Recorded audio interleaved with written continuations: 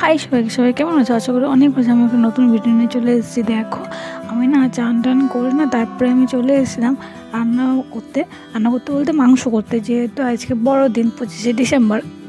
তো বড়দিন সবাইকে অনেক শুভেচ্ছা রইল। আর দিদি ওদিকে রান্না করছিল উনুনে, যেহেতু আজকে সবার মানে রান্না হবে তাই জন্য উনুনে দিদি রান্না করছিলো। আর এদিকে আমি মাংস রান্না করার জন্য পেঁয়াজগুলো কেটে নিয়েছিলাম। আর এখানটাতে দেখো, আমি এখানে ধনেপাতাও কেটে নিচ্ছি। আর মাংসতে ধনেপাতা দিতে হবে, মাস্ট। এটা ভালোই লাগে খেতে, খারাপ তো লাগে না, না বলো বন্ধুরা। তো আমি এখানে দিদি ওইদিকে বললাম এটা রান্না করছে, আর এদিকে আমি এগুলো কাটতে চলে এসেছি, রান্না বান্না করবো। আর এইখানটাতে না আমি মশলাটা শিলটাতে বাঁধছিলাম, কারণ মিক্সিটা না আমাদের খারাপ হয়ে গেছে, তাই জন্যে। তো দেখো এই মশলাটা বেটে নিচ্ছি, কারণ সিলে মশলা বাটলেও খেতেও ভালো লাগে, আর সিলে মশলা বাটাটা সুন্দরও লাগে আর ভালো হয় খেতে মাংসটা, তাই জন্যে সিলে মশলাটা বেটে নিচ্ছি আমি। আর মিক্সিটা আমাদের খারাপ হয়ে গেছে, তাই জন্যে। তো আমরা অবশ্য মিক্সিতেও বাটি, সিলেও বাটি, যখন যেটা হয়। আর দেখো এখানে আমার সব বাটাবাটি কাটাকাটি কমপ্লিট হয়ে গেছে।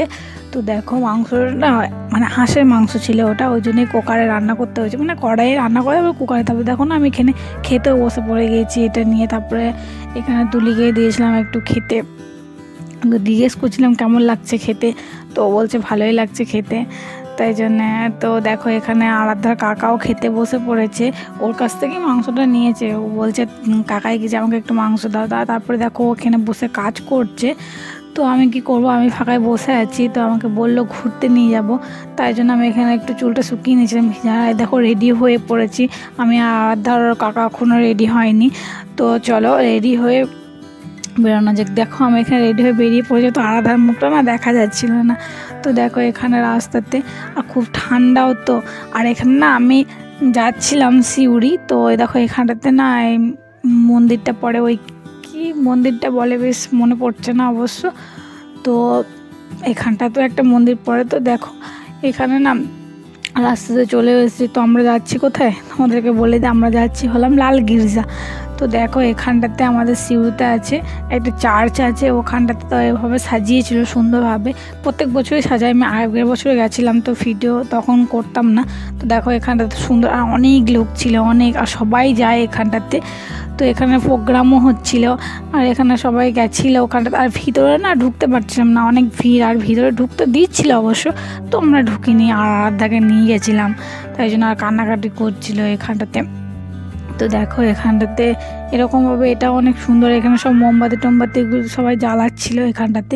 আর এখানে একটা ব্যানার টানানো ছিল এখানটাতে। আর এখানটাতে না ফটোশ্যুট করার জন্য সুন্দর একটা ডেকোরেশন করেছিল, খুব সুন্দর। সবাই ফটো তুলছিল, কিন্তু আমরা তুলিনি।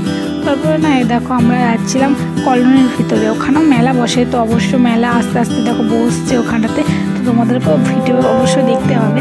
তো এখানটাতে না দেখো এখানটাতে কত সুন্দর মেলা বসে। আর এখানে আলাদা এসে না খুব দুষ্টুমি করছে, এখানে চলে এসেছে বলে। আর এখানটা দেখো আমরা মেলার মধ্যে চলে এসেছি এখানটাতে।